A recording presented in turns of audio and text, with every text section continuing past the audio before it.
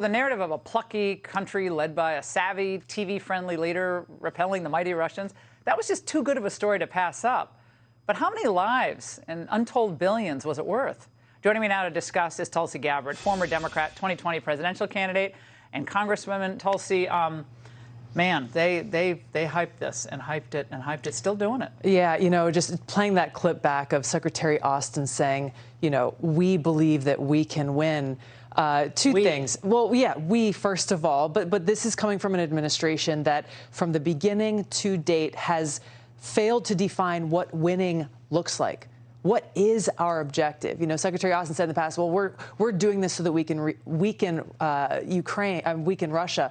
But really, when you look at it, this was always about going to war with Russia, with Ukraine as the proxy. And that's exactly what's happening right now. This is something that we, the American people, never had a say in. Congress rushed through this $40 billion spending package, never had any kind of serious debate about it. Where is this going? I mean, do we have any oversight over this money, really? None. You have Senator Rand Paul, who made, a very common sense suggestion, given everything we just saw in Afghanistan, have a special investigator, Inspector General, monitoring how this money will be used. And he was shut down and criticized as a Putin puppet. I still remember in Iraq, remember when they had the big wheelbarrows full of cash, and handing the cash out to all the tribal leaders. I mean, we never saw that money. They're never going to see this money. And it still has not been accounted for. Meanwhile, here at home, as you've been talking about, the American people are struggling. We have, record inflation, increasing costs of just about everything, gas prices, food shortages, not only here but around the world.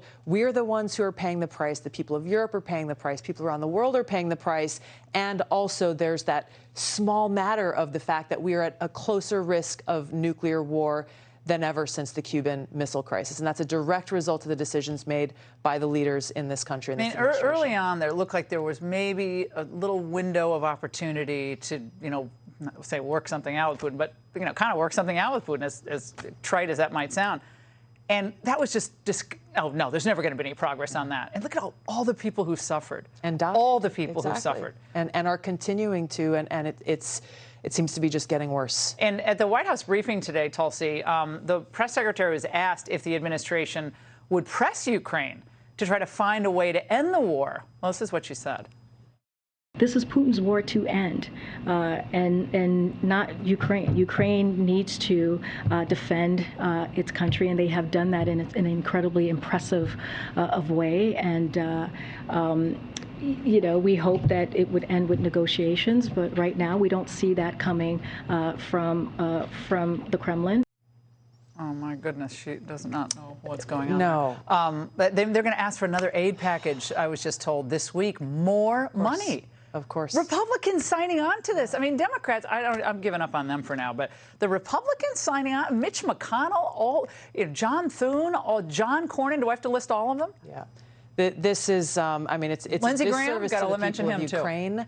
It's a disservice to the people who are dying every day to just completely set aside the reality of the situation, which is there must be a negotiated end to this war. And the sooner that happens, the more lives will be saved. Congress, it blows my mind how irresponsible they're being with our taxpayer dollars. I shouldn't be surprised at this point, but the fact that they're so willing to continue to send billions of more dollars at a time when our country is heavily struggling without any accountability, any debate, any discussion, or them fulfilling their constitutional responsibility of Congress to declare war or not. Tulsi, this might sound simplistic. I'm going to say it anyway, because over at Union Station, about 100 yards from where we are right now, there's about 30 or 40 tents that grow every day. It's a tent village of homeless people.